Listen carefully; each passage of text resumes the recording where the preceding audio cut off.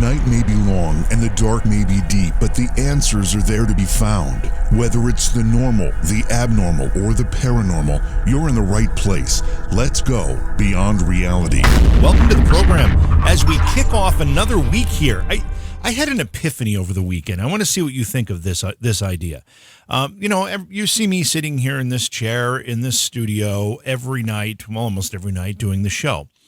And I thought to myself, it would be really cool if I could do this show from the couch. So what if I change the name of the show to Couch Potato Paranormal? Would that fly? And I could just lie on the couch. I'm sure I could set up a mic boom so that it comes down and, is in the right place. And I could still talk. I could still ask questions, but I could do it from the comfort of my couch.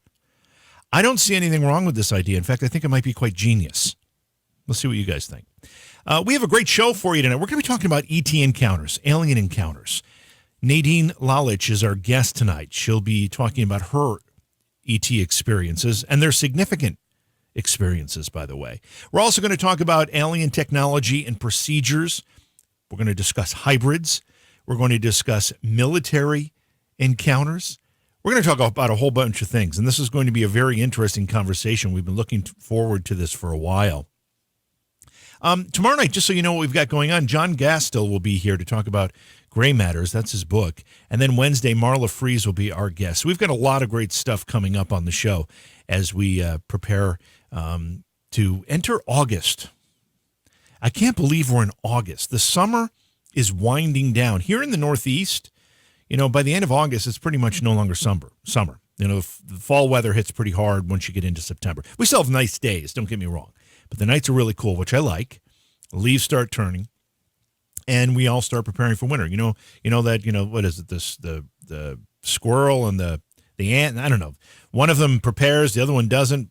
Well, we start preparing because the winters are long and hard in upstate New York, and if you're not ready, it can be devastating. So we're going to be getting ready for winter soon, and I can't believe I'm even saying that.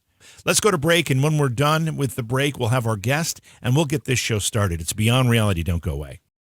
Please support the program. Go to patreon.com/Johaw. That's Johaw.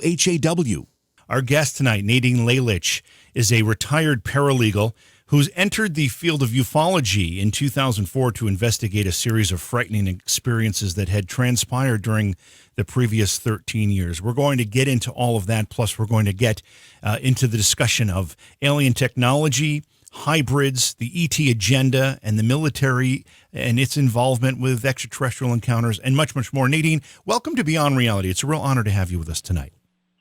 Thank you, JV. I'm very happy to be here. Appreciate it. Yeah, well, it's great to have you. Let's kind of get a sense of how this all started for you. And I don't mean necessarily your first experience, but more your awareness of maybe what was happening in the skies above us. Did you have any interest in it or any sense of what might be happening prior to your experiences?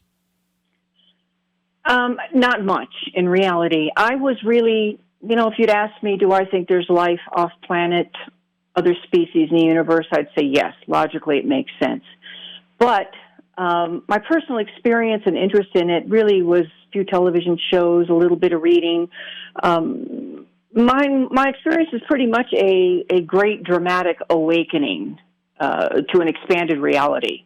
Prior to that, I had read some science fiction books and pondered here and there, but it was really not a focus of my research and my study until, obviously, this event happened.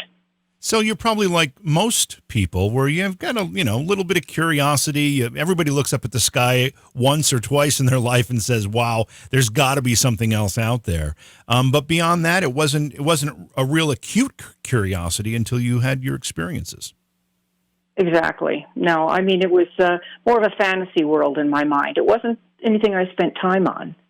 But obviously that wasn't my destiny. Yeah, so tell us how all of that changed. When and how?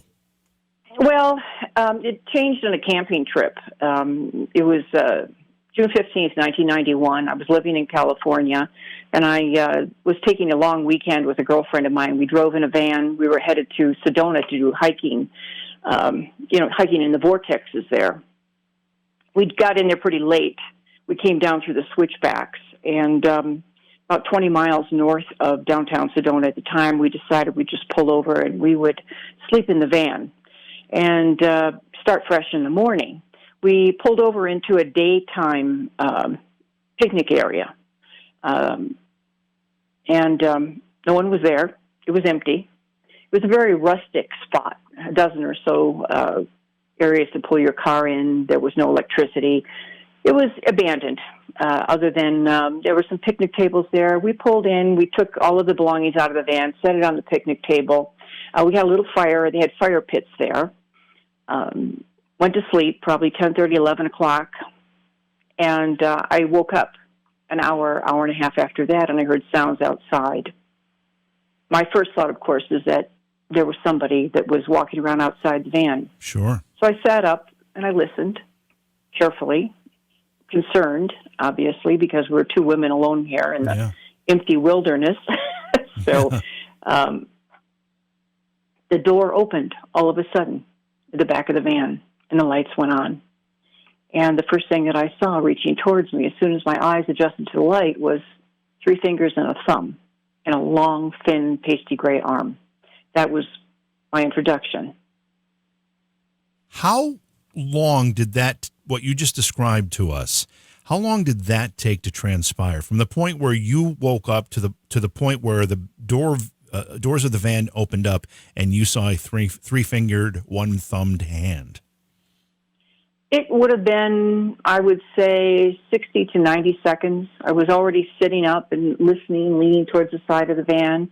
So it's about a minute and a half by the time the door opened up. Okay, so and of course, when we went to sleep, the doors were locked. Yeah, so this wasn't a 20-minute, you sitting inside for 20 minutes wondering what the heck is going outside around your van, who's out there. This all happened rather rapidly. Exactly, yes. And what was your friend doing at the time? Did she wake up?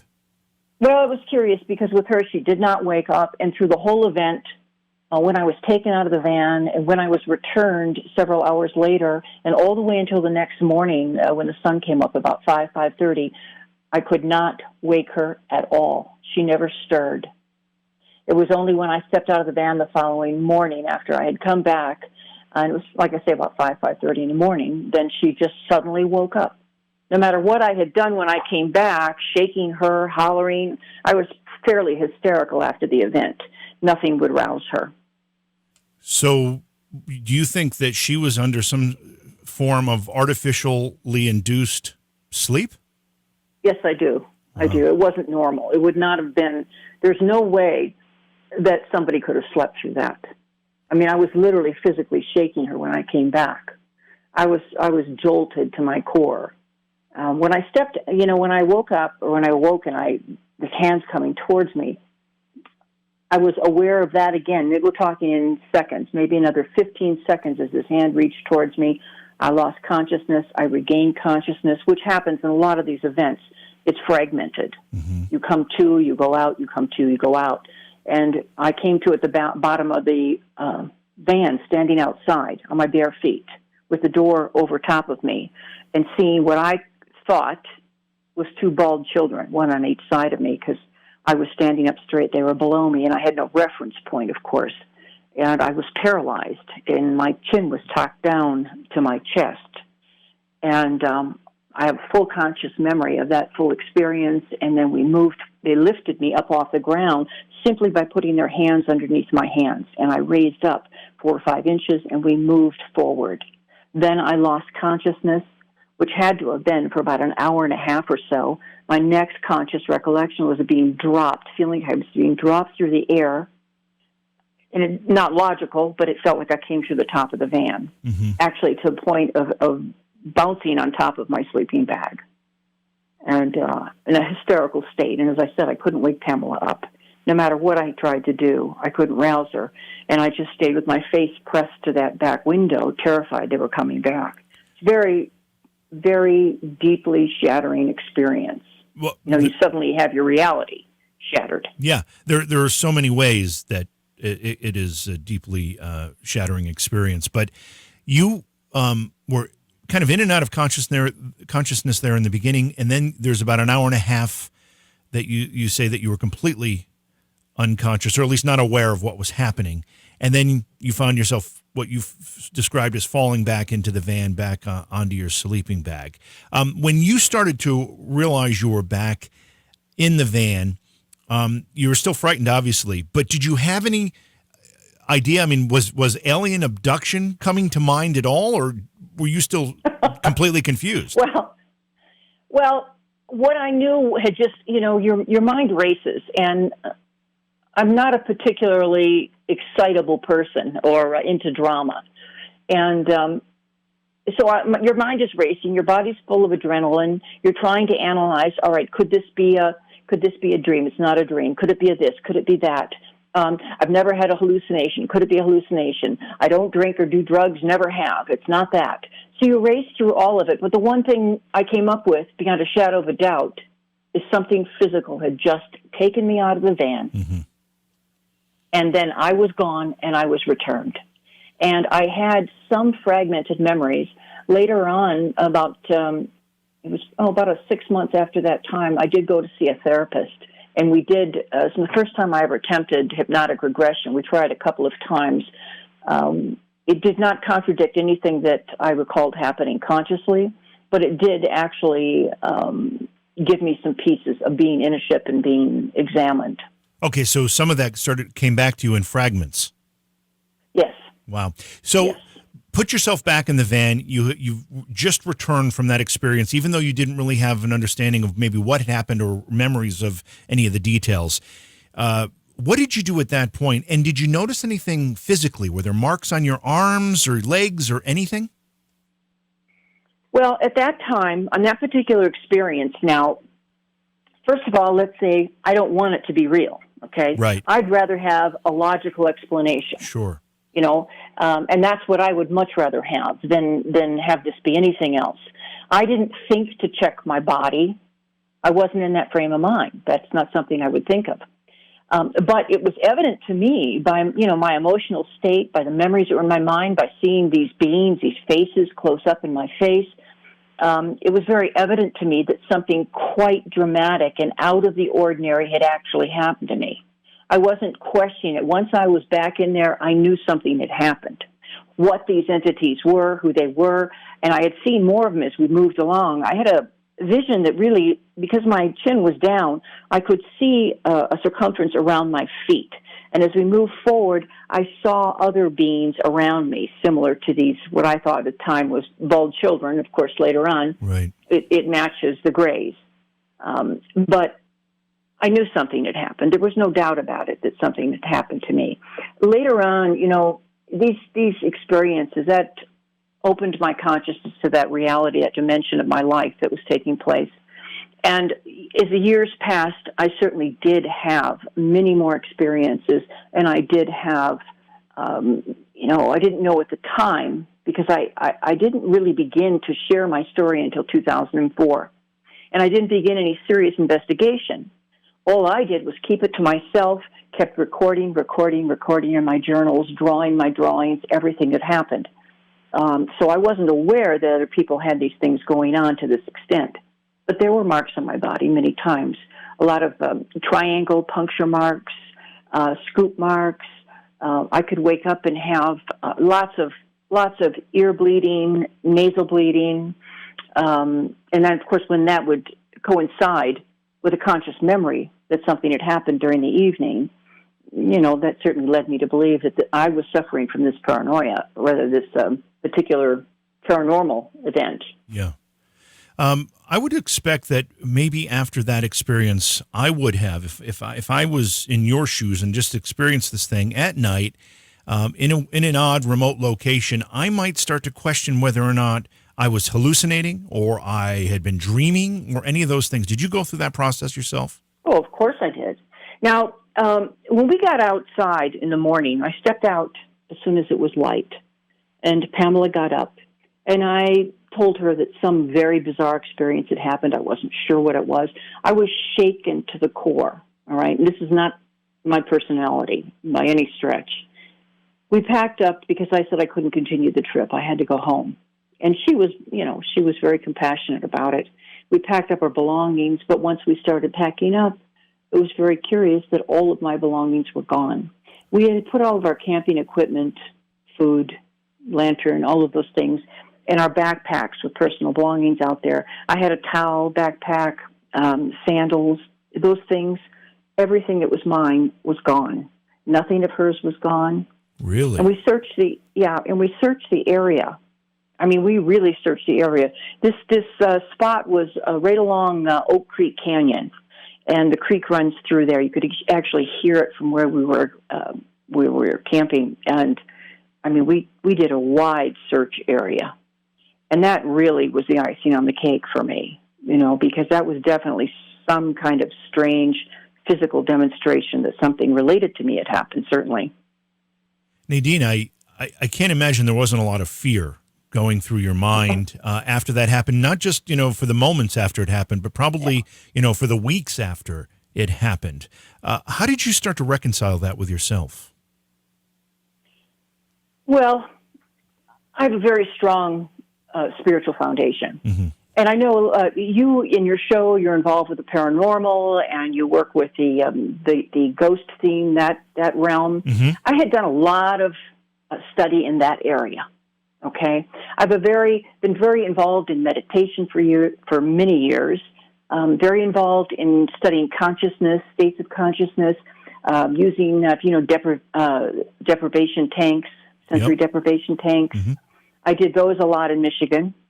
So you kind of had a psychology that was a bit trained to be able to handle odd situations, which not everybody has.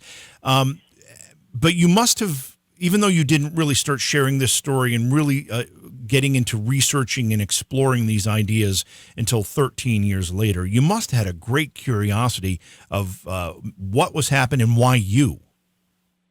Oh, yeah. I think, first of all of these experiences, this ET contact comes in a variety of ways. It's not always physical. My personal experience, although it continued for decades, only a percentage of it appeared to be physical. Others appeared to be taking place in an astral realm. Things such as lucid dreaming, they enter your lucid dreaming. So it comes in different ways. And I think initially, that first year out, I was, it really, really bothered me. It came into my mind consciously, but, I did work in a very conservative field, in the legal field, and I had to find some way to put a period on that sentence, turn it off, get up, go to work in the morning, and then come home. And certainly there'd be lingering feelings is this going to happen again? Is it going to happen tonight? And I saw shifts happen where suddenly I became afraid of things that I had never been afraid of before. I was checking behind the seat in my car. I was, checking in the closet at home. Strange things, wake up and feeling like someone's in the room with me. So it was difficult. And then I was obsessed with moving from California, and I did. I packed up in very short order after this experience, flew out to Santa Fe, and made the decision to move there. I didn't know anybody there, and once I got there, this would have been in the spring of '92, the experiences really, really intensified.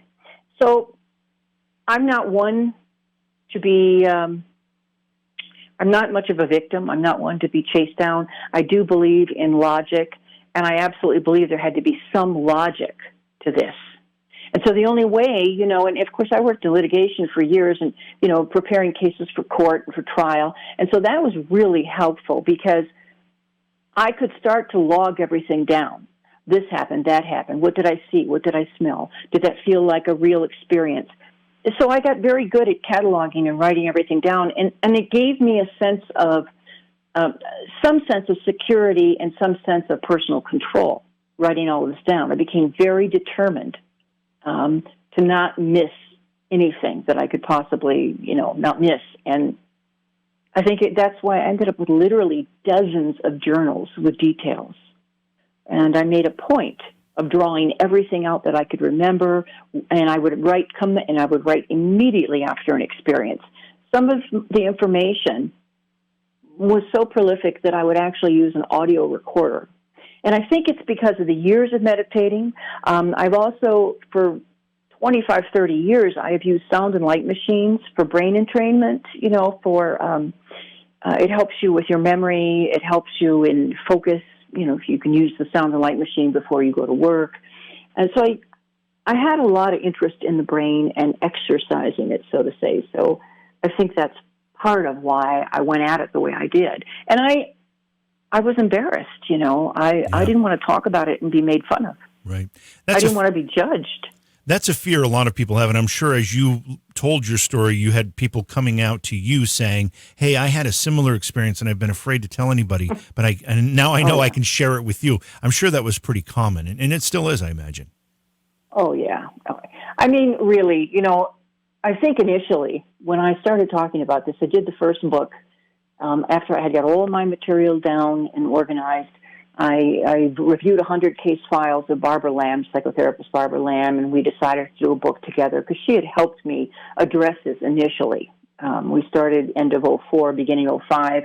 We did some regressions, and she helped me kind of ease into this and understand that this phenomenon was an ongoing offense for many, many people, and I was one of many.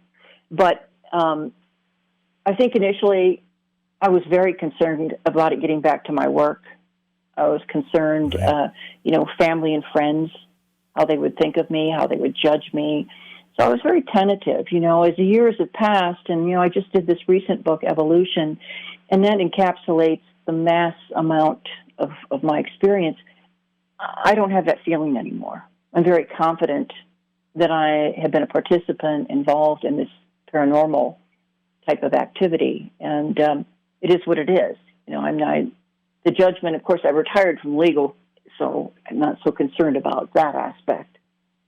Just if you're joining us, we're talking with Nadine Lalich about her ET encounters and personal experiences. She's written a couple of books, including Evolution, Coming to Terms with the ET Presence, and Alien Experiences, 25 Cases of Close Encounters.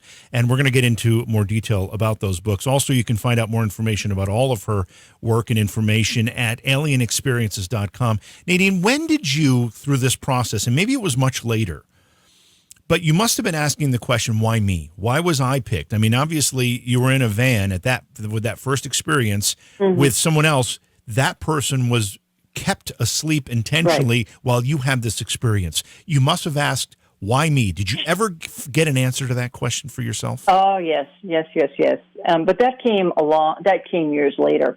I did not want to tarnish my own recording of my own experiences, and I'm glad that I did that. But I also did have to, it was a challenge to deal with this solely by myself. But when I did start to talk about this and I stepped out into the field and I began to talk to people, and I went to some MUFON meetings, and that's how I ended up meeting Barbara Lamb too. And I was stunned when I found out there was this whole world out there and a whole world of experiencers and abductees and people experiencing very unusual events and very similar to mine. At some point, it was probably, when we were working on the first book together, that I encountered the whole genetic theme. And many of my experiences reflected that. And the genetic theme, meaning my case also is such that I was presented with a hybrid child as an adult and earlier as a child, that I was presented through a window, seeing very malformed hybrid children. These are all of conscious recollections. What I really came to terms with is that I think it's very simple, actually. I just fell into a genetic line. Okay. I'm nobody special. But, it's what we do. If we look at laboratories, they raise a whole genetic line of white rats or white mice, and they stay with that genetic line. So there's been something happening genetically around the globe. And I fell into that. And my father also, as I explored this, it really made a lot of sense when I look back into my childhood. Some of the things that I had no answers for as I was growing up, some of the things about my father and my father's family suddenly came to light and started to make more sense. So as time went on, I began to realize that it is a possibility that whole genetic line of the Lalich family was involved in that genetic line, my father, myself. And so I think it is simply that. I find that really interesting because we've had more and more discussions, some on this program, about genetic manipulation by extraterrestrials. In fact, in some ways, creation of what we would consider to be modern humans by a genetic manipulation by extraterrestrials. If any of that is true, if there is some fact in that particular theory, could it be that certain genetic lines, if you will, certain genetics, and in your case, the Lalich line, are being monitored by the extraterrestrials for either further manipulation or maybe just to determine progress, outcome, and effectiveness? Well, I think there's multiple reasons that they would genetically be, working in the human race. First of all, certainly to produce hybrids. That there's just so much evidence from experience you're talking about seeing a hybrid child, seeing malformed children. I've never seen children in tubes or embryos in tubes of liquid. Some people describe that. So certainly the creation of a hybrid race, it may very well be something happening. The other thing is we may have been seeded, and I lean in that direction to believe that, like Zecharia Sitchin, his whole studies are very fascinating. Yep. Yeah, it is a fascinating line of inquiry and thought, and it seems to be gaining more and more supportive information. Are you finding that? Are you as you tell your stories, as you do your research, as you communicate with other people, are you finding more evidence that supports that whole idea? Oh yes. I have. I have a lot of people write to me, and I also talk to them on the phone too if somebody wants to talk, because this is very challenging for anybody to come to terms with. But I see that theme also. I certainly saw it when we worked in the first book. I went over 100 of Barbara's files, and then later on in succeeding years, of course, I talked to so many people and at conferences, and absolutely, what you find is one or both sides of the family. Their parents had it, and then their children have it. And so it seems to be a very common thread running through it. Let's talk a little bit about what you've learned from these experiences. Actually, before we get into that, how often would these experiences occur for you? And what was the span of time between that very first abduction experience until the next one? The first one, which was in June of 91, obviously was a very conscious, startling experience. And I had only bits and pieces. I would wake up with feelings and bits and pieces of something and nothing specific. But by the time I moved to New Mexico in the spring of 92, I would say, and again, it's very strange. You watch your behavior shift. And you know yourself, but you question, why do I suddenly want to do this, do that, drive out into the wilderness in the middle of the night, certain things you do. And once I got there, I rented a home in a fairly remote area. Didn't really question it for some reason. And I began to have experiences on a weekly basis. Weekly? Yes, on a weekly basis. It was very, very frequent initially. And the initial ones were very physical. A lot of physical testing and a lot of examinations, a lot of what appeared to be eggs being removed, which I understand is fairly typical anymore. Oh, wow. But as time passed, the types of contacts changed over the years. So initially that first year was very intense. And then I could have one or two in a month and not have one for 3 months. And then as the years had passed, it went from being physical. Once I was in my 50s and menopause hit, then that changed dramatically. There was none of those same physical kinds of contacts, examinations on a table, things like that.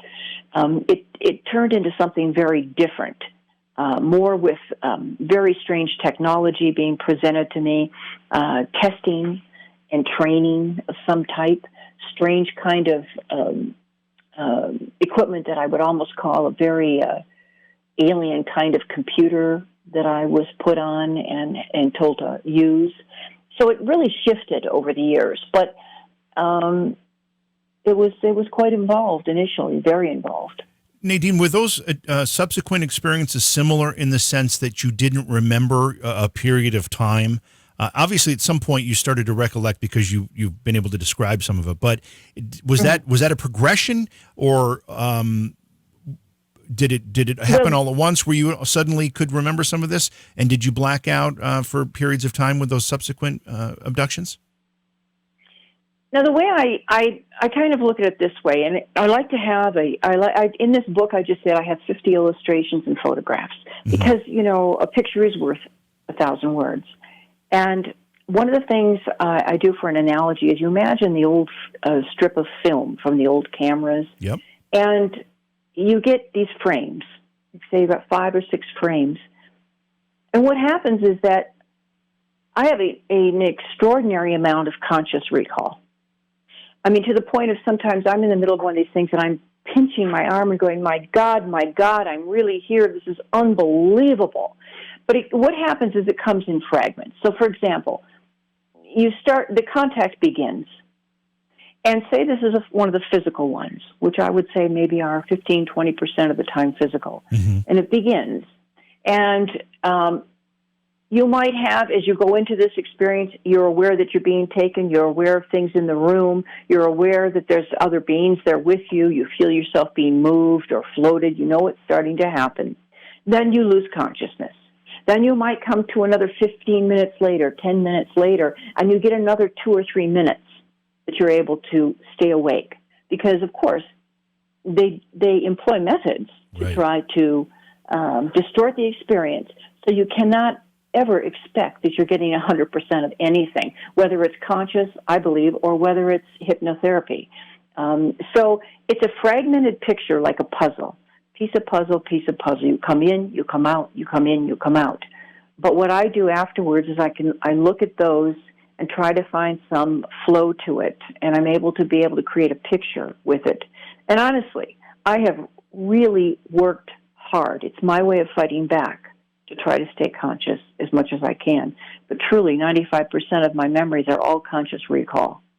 There's only 6 or 7 hypnotic regressions that I've ever done. And when I did do those on some of them, there was certainly no conflict. It enhanced it, but what it did is it filled in pieces between those fragments of conscious memory. During any of these experiences, did you ever come across any other humans that were abducted at the same time, going through some of the same things that you were, while you were going through it, not afterward? Yes. I had an experience, and, when things happen individually, you're kind of separated. You process it and then move on. I was 16 years old, and I was out on a date with my boyfriend. He was 17 at the time. And we were driving, and I grew up in Michigan, very wooded area, and we were driving in Metro Park one evening, and we saw a craft overhead. And it was the first time I had ever seen anything. And this was fully awake and fully conscious. We both saw it. And we were so intrigued by it because it was very low to the ground, and we began to follow it underneath it.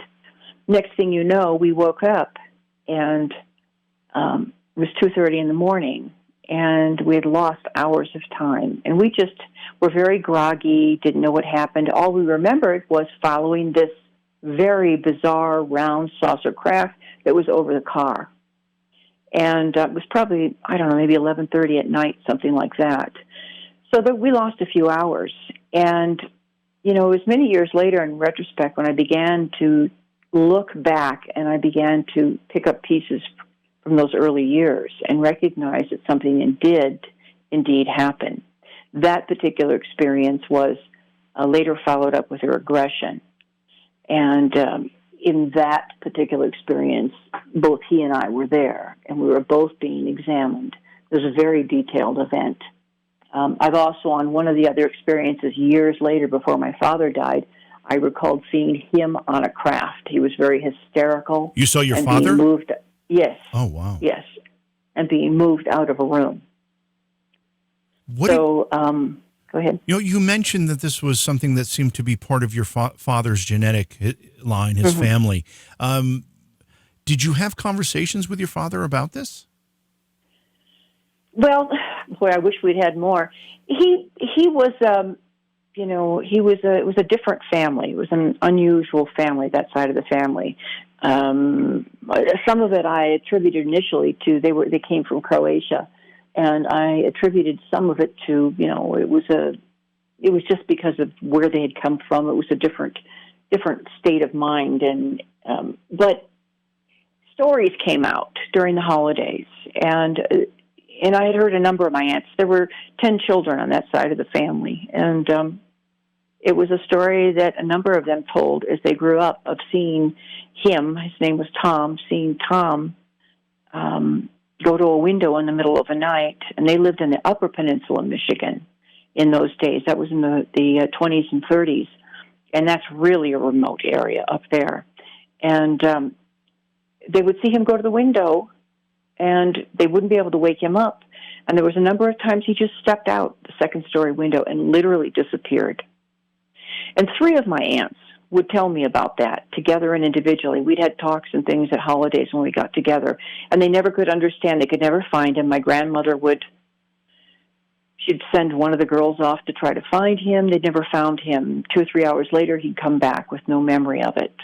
And that was a very strange thing that I heard many times. Also, that side of the family had some very strong psychic interests, which was very unusual.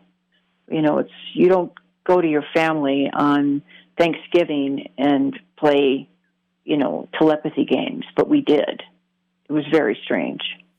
I didn't question it at the time because I enjoyed it so much, but it was a strange side of the family, and they all had an extremely high intellect, including my grandfather, but there was a lot of signs that something very unusual had transpired on that side. Do you believe there's a connection between that psychic sensitivities and this alien connection? Well, I think that could be a possibility. I think it's a possibility. For example, if I would talk about my father, he had an extraordinarily high IQ. It was actually in the low 160s. I'd never met anyone in my life as remarkable as he was. He had a photographic memory where he could just flip a page. His degree of creativity, he read through encyclopedias just for fun.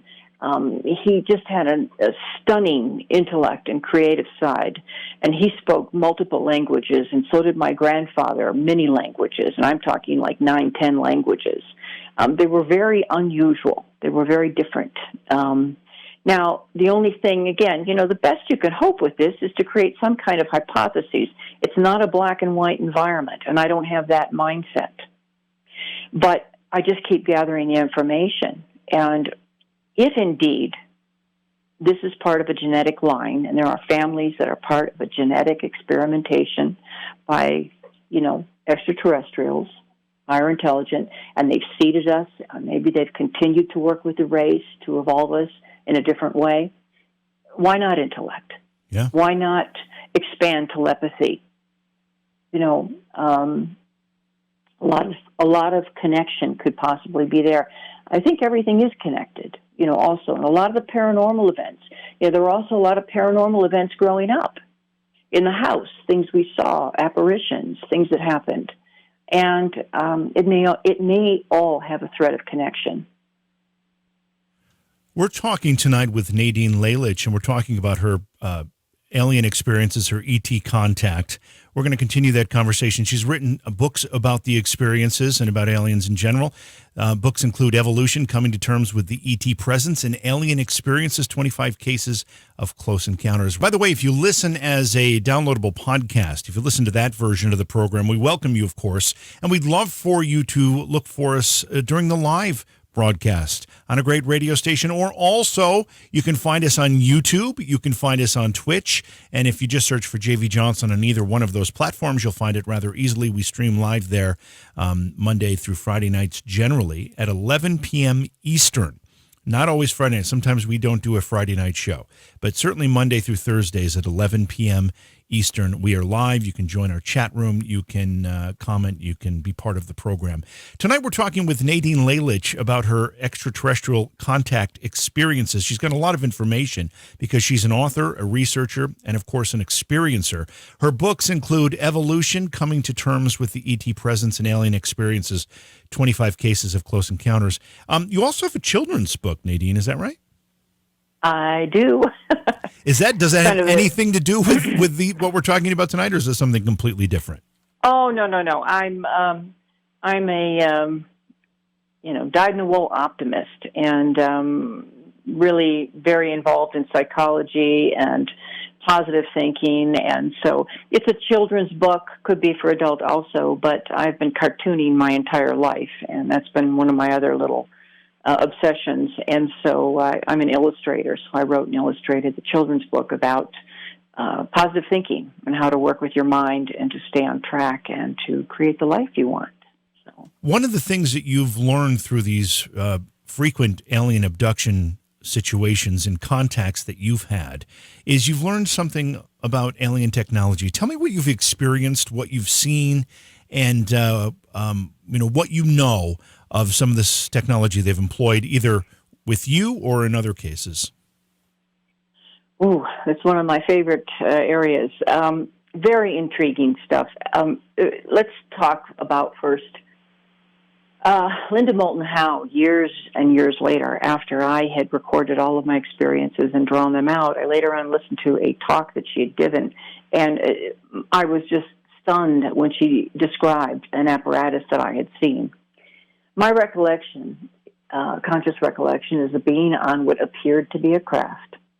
Sitting in front of me was a piece of equipment that was probably, I referred to it initially as a light box, but as I thought about it over the years, I realized it could very well be some kind of a computer, an optic computer. And so what you had was a box that was maybe 12, 13 inches long, 6 inches wide. It had a light that emanated from within it, and it was filled with very thin acrylic or plastic type of sheets. And what they wanted you to do is to take one sheet, lift it up, and when you lift each sheet up, what you had was these very pointy, bizarre cutouts into the sheet. And there were these strange designs, very strange designs, but in each design, in the center of it, stretched across it, was a film. And this film was very iridescent. And what you would do is you were to take and lift each sheet, and you would look at each one for a couple of moments, move to the next design, look at it, the next one. And you would go through, and each sheet might have 8 or 10 of those cutout designs on it with the film, and then you go to the next sheet. Now, what could have been happening here is I referred to it initially as a light box. Mm-hmm. I knew they were doing something with my mind. But what if indeed, and of course later on, Linda had talked in one of her talks about it, what if indeed that film was some type of optical light sensor, some type of equipment that let off like an energy, some kind of energy or vibration or light pulse that actually entered the optic nerve of the eye and made its way to the brain. So could there have been information on there, and that simply by viewing that film, that information, it actually made its way into the human brain when you looked at it? That was one extremely fascinating piece of equipment. Another one was what I call sound tubes, vibration and sound tubes. Now, these were set in front of me, and there was probably a dozen of them. The tallest would maybe be 16, 18 inches. They were small glass tubes, an inch or 2 inches across. Carved on the outside were similar symbols of what was in the symbol box, carved on the outside, etched. But each one had clear liquid in it to a different degree, a different height. And there was a sound that came out of it. So that was some kind of vibrational audio piece of equipment that may well have been another way of manipulating the human mind when we were in close proximity to it. Another one that was absolutely fascinating was, when you have these experiences, they and the ones that appear to be physical, they use holograms that drop down in front of you. And I have been in rooms with humans, a number of humans, where these holograms have dropped down. They show devastation on the planet, all of that. But in one of these experiences, what they showed was what looked almost like a capsule coming from outside space, outer space, and coming down into the earth. They showed a city that looked very much like Las Vegas. And when this capsule hit the ground, it bore into the ground very deeply. And as it did, big metal arms came out, and it spun under the ground. In that particular experience, they suggested that they had the capability to distort, affect, hypnotize the cerebral processes of people in a whole entire city. That everything was not just a mind scan or a small one-on-one, but they could actually do things, affect the minds of a massive number of people by actual equipment that they would instill within the earth. Very interesting stuff. Wow! And I have drawings of that in this new book too.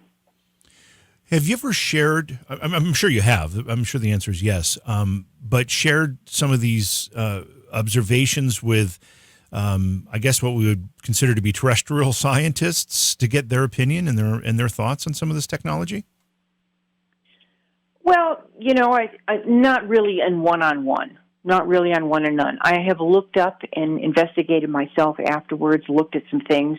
Now, for example, with that piece of equipment that goes underground like that, it very much, because I was trying to find something like it, and that's where you start to find, draw a connection as to whether or not, is this possible or is it not possible? How possible is this?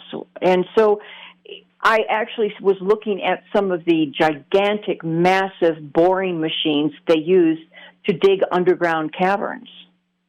And it looked very much like what they had represented in this hologram. But have I sat down with a scientist? No. I've given talks or been in groups with people. Bob Wood used to go to the MUFON meeting. I had conversations with him over in Orange County. So, there's been conversations here and there, but nothing specifically with a scientist looking, intimately at any of these. I want to talk about hybrids a little bit. You mentioned the word hybrid a couple times during this discussion already. What are we talking about when we talk about hybrids, and what's their role in all of this? Well, what was presented to me in my experiences was that genetic material, meaning eggs, had been removed from me, and potentially those eggs had been mated with semen from semen or other cells, somehow, however they do it, genetic material from another species. And then the result was this hybrid that they presented me with that was about 22 years old. And she looked identical to the child that I had what I thought was a reoccurring dream in my 20s that looked just like her, but as a child. And there were several instances where they tried to engage us together.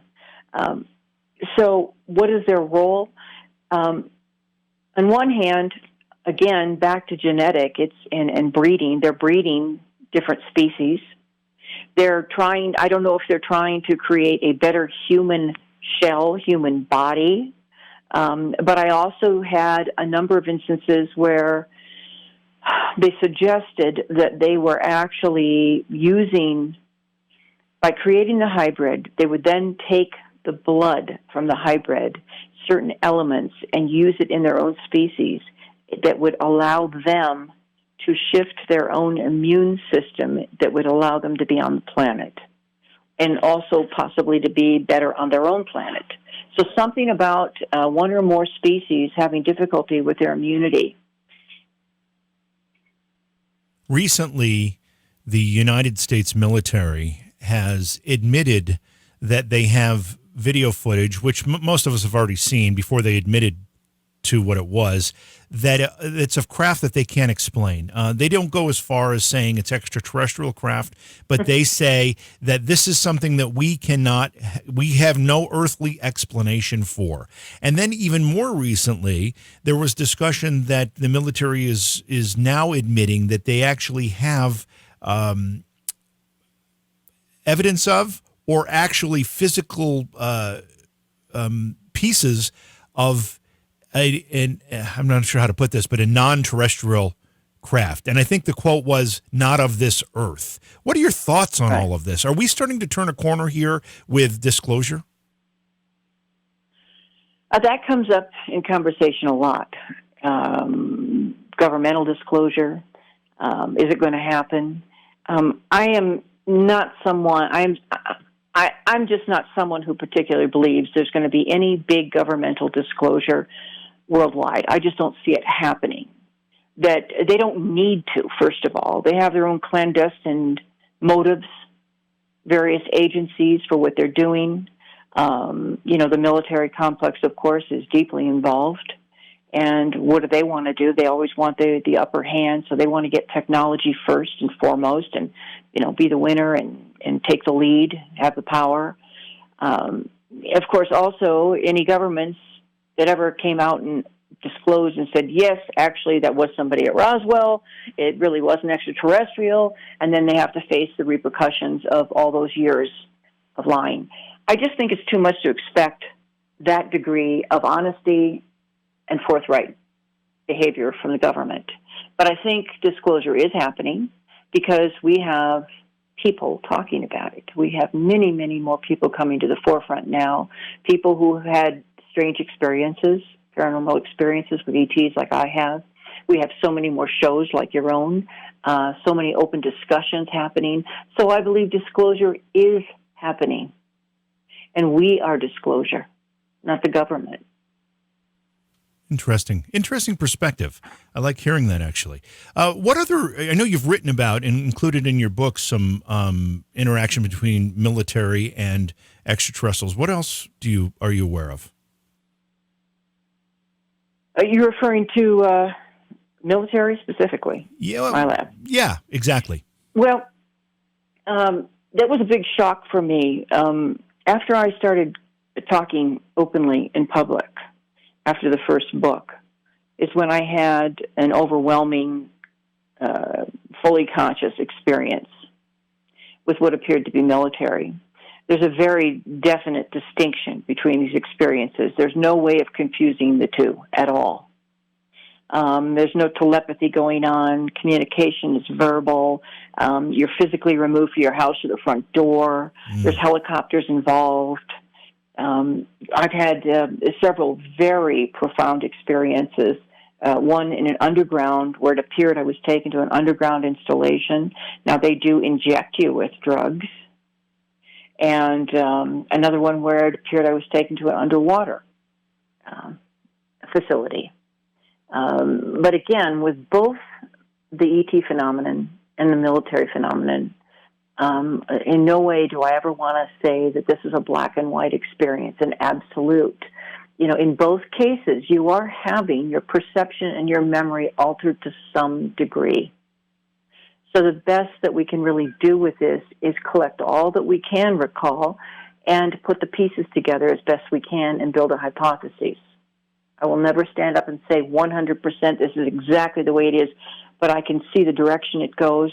I can develop a theory on it, what I believe, and that evolves continually as time passes. But I think it makes a great deal of sense that government, various agencies within the government would want to get as much information as they could. I think, indeed, they are working in concert with possibly several species. I do believe that. But they still need as much information as they can. That's the way we operate, face-to-face and in clandestine operations. So the idea that they would go to people who stand up and describe experiences, that they would take those people later on, some of them certainly, and query them to find out what they might have seen or known. It makes a lot of sense to me. It doesn't seem so strange. Did you see any indication if the military is working with the extraterrestrials that they're sharing technology? Absolutely. Really? Absolutely. One of the experiences, and again, these are conscious memories. They're very strong memories. One of these had happened, and this was, I don't know the exact year, 2010, 2011, something like that. And I had awakened in my bed. My dog woke me up, and there was someone in my room, and I was taken from my home through the front door. And I did lose consciousness for a certain period of time after I was taken and stepped up into a helicopter, a silent, hovering helicopter that was over top of the parking structures. I was living in a condo in Laguna Woods, California at the time. And I did lose some consciousness during the actual travel. Then I recall going in the side of a mountain with a very large metal door, going down a round cylindrical clear glass elevator with a man in uniform.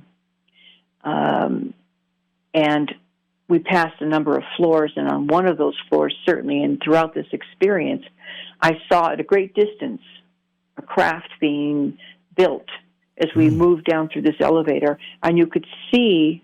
Now, I mean, it's quite a distance. I would say the figures were probably an inch, inch and a half. That's how far away they were.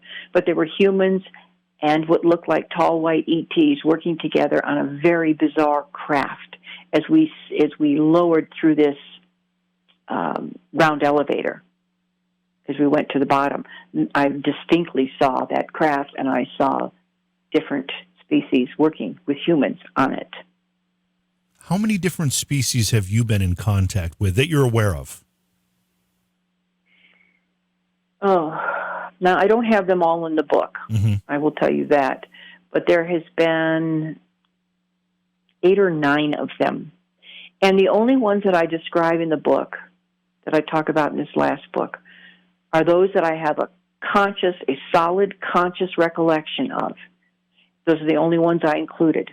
There are none where there are some that I left out that came out in regression only. Those I did not include. They had to have both. Oh. So the some of those have a supplemental regression to them that's in this current book, but they all have conscious recollection, quite a bit of material. Those that were only came out in regression are not included, but there's been a variety of species. Do these different species work together? Or do they all have their own agenda?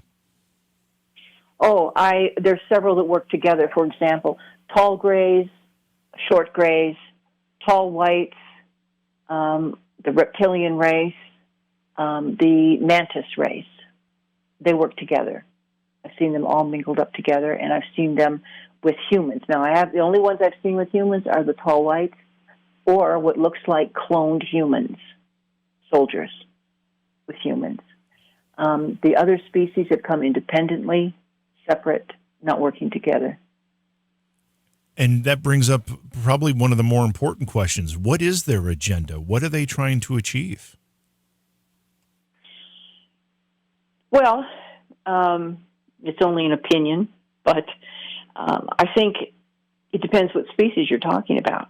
Now, I hear people talk about some really loving spiritual experiences where, they have people who look very human, ETs look very human, or the Nordics. I hear different species, and they describe them very differently, very positive. I think that it depends on the species. Some are definitely genetically interested. I think, curiously enough, I have only seen one member of one particular species, which looks like the praying mantis. I've seen one.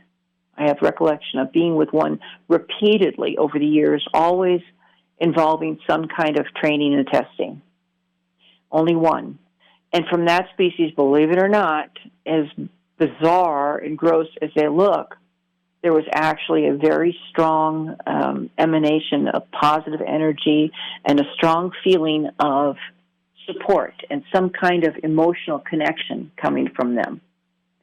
So that was strictly from a scientific. They appear to be very scientifically inclined and have a positive affinity for humanity. The tall lights that I've seen, I've picked up nothing but disdain, nothing positive from them. The small grays seem like automatons. They have a hive mind, not much individuality at all, working just sort of mechanically. Tall grays have a much more conscious presence, much more interaction. So I think it depends. And certainly when you're talking about the tall whites and the grays, you're looking at genetic manipulation.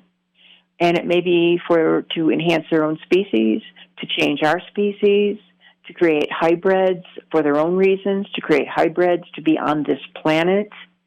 I don't think anybody, you hear people, they want to take over the planet. If they wanted to take over the planet, these off-planet intelligences are so far beyond us, they could have done anything at any time. Now, I know the atomic age really shifted things. It definitely did. So that is certainly a possibility, but I don't think they're coming to take over. I think their curiosity in us as a species is on many levels. They're watching us develop on our own, and they are altering us. They continue to alter us. So there's a lot of reasons depending on the species. So do we have to worry about any evil intent or nefariousness? Evil. Well, that's interesting because that's an individual perspective. What do you consider evil? Initially when these things go on and you're thrown into this unbelievable, awareness, everything is terrifying, everything is evil, everything is awful. I hated the whole thing. Everything about it was bad and evil. Ultimately, as I have worked with it over the years, it is what it is. I can't change it. I couldn't change it. I tried various methods. Didn't seem to stop it. But I decided to work with it and use it to my benefit. As a result, my vastly expanded view of reality has done nothing but improve my life, opened up doors, sent me on new paths. So it's become something very positive in that regard. Do I think there's evil species out there that have nefarious intentions? Yeah, sure. They're not going to be that different from us. We on our planet, right? We have different agendas going on this planet, and I think that could be the same thing. But I also sense that if indeed that is the case, I think there may be some protection afforded us by different species looking out for our planet. You have experienced more than just what we would call extraterrestrial contact. You've had other encounters of, I guess we would call them, different types of beings or creatures. Talk to us about that a little bit.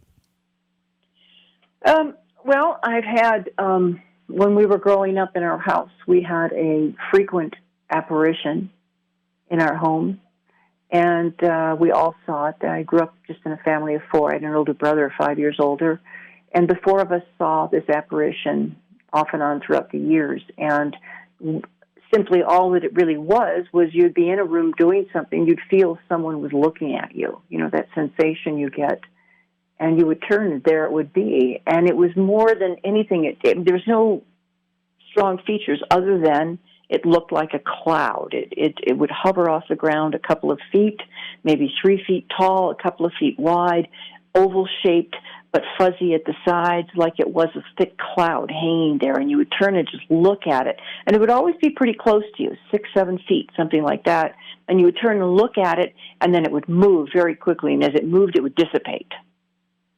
That was a very strange experience, and we all had it. We talked about it. We used to joke about it because we were all a little freaked out by it growing up.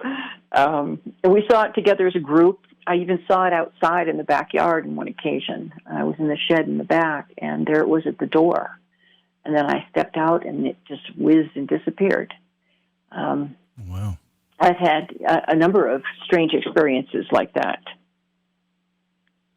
Wow. Do you feel like because of these alien encounters and experiences, do you think that you've been given or maybe just naturally have some additional sensitivities to these other things, these other phenomena? I think that's a good possibility. Now, I've had a number of unbelievable clairvoyant dreams and very powerful things. I discussed that recently with someone, and one in particular was dreaming on a Thursday night of getting onto the freeway. I was living in California at the time, and the dream, I get onto the freeway, and I see a blonde woman standing in the middle of the freeway, and she crosses, and a car hits her, and she's decapitated. And I wake up from this, and I'm absolutely, really disturbed by this dream. Yeah. Just a nightmare. I don't think any more of it at the time. I went to work. I was working in Century City at a law firm there at the time, and I used to drive the service drive. It's very busy there. The traffic's unreal, and when I would go to and from work, I always stayed on the service drive. But, of course, there were entrances where you could get on the freeway if you wanted, but I stayed off it all the time, 100% of the time. Coming home that next night on Friday, all of a sudden, for whatever reason, I find myself turning onto the ramp, getting onto the freeway once I'm on the service drive. I thought, wow, my God, why did I do that? No sooner do I hit the freeway, in California there we have stoplights and you have to stop and then wait to get on. Mm-hmm. Well, I started on, and as soon as I got at the end of that ramp at the light, there's that same blonde woman, and she's in the exact same place between the two lanes, and apparently her car had broken down. And she's standing there, and it's obvious she's thinking about crossing that freeway, the one side. Wow. And my heart was racing. I was terrified, and it was exactly the same woman, short, curly, blonde hair. And I pulled over. I was able, thank God, to get across that lane and pull over right behind her, and I waved her over to get into my car. And she didn't speak English at all, but I motioned enough she understood. She got in, and I was able to drive her over to safety till we got a tow truck for her car. But those kinds of dreams have escalated over the years. I have the love of my life committed suicide, unfortunately. Oh, I'm so 10 sorry. years ago. Yeah, so sorry. Thank you. And I've had some very, very strange experiences revolving around that. And the question you were pointing out is, do I think that this contact may have altered me in some way that allows me to see or hear or experience something different? And I think maybe it has, because it certainly escalated throughout my life. And if I want to see him, for example, I can ask to see him. I can go to sleep at night, and I can say, Keith, please come to me. I want to talk to you. I want to see you. Come to see me.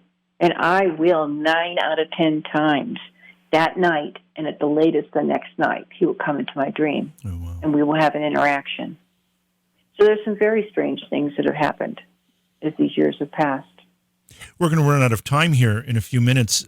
What would you offer as advice to someone else who might be listening saying, wow, I've had experiences too, I just didn't know how to handle it or what to do? What kind of advice would you give someone like that? Well, I think it's important to find some way to get grounded. And, having a very strong spiritual platform to begin with, and I had studied metaphysics very early on in my life, and find some place where you're safe, one person to talk to that you feel safe with, and be careful who you share with and talk to so that you don't get shamed or embarrassed or driven back into yourself, because exploring this can only be good. It can only be helpful. There's a saying in some circles that says you're as sick as you are secret. Take things out into the light. Look at them. Examine them. Keep your feet on the ground. Don't come to conclusions too quickly, Just gather your information. Be patient. Find somebody you can trust. Eventually, go to an organization, and it may have meetings. Do some investigating, but slowly, carefully, because it's a very challenging experience when you try to incorporate this into an ordinary life. It really takes effort, time, patience, and And you don't need to jump to conclusions. And I think you don't need to be terrified and afraid, because from what I've experienced and what I've seen from others, there's some negative stories out there, but overall, most of us, we're still here. Whatever is happening, we're still here. So, I just think you approach it gently, but I think it's important to explore. It's part of, if it's part of someone's life, it's important to explore. And on the positive side, it can so enrich and expand your view of reality. Yeah, which is a very positive thing. Yeah, you've clearly had that experience. Nadine, tell us about the books themselves. Both Alien Experiences plus Evolution. What can people expect if they read those books? The first book, Alien Experiences, was with Barbara Lamb and myself. And I would say maybe a quarter of that book is introducing the phenomenon itself. We also talk in there about how to deal with it, how to explore it in your own life. There's 24, the synopsis is of 24 other cases, and then maybe a third of the book is on a lot of my initial experiences in a more general way. When it's evolution it encapsulates most of my experiences in this area, and it has a lot of helpful information. There's a lot of actual transcripts in there, verbatim transcripts from different regressions that we did have. I have 50 illustrations, drawings. I have actual copies of some of the diaries that I hand wrote to show how this information was originally recorded.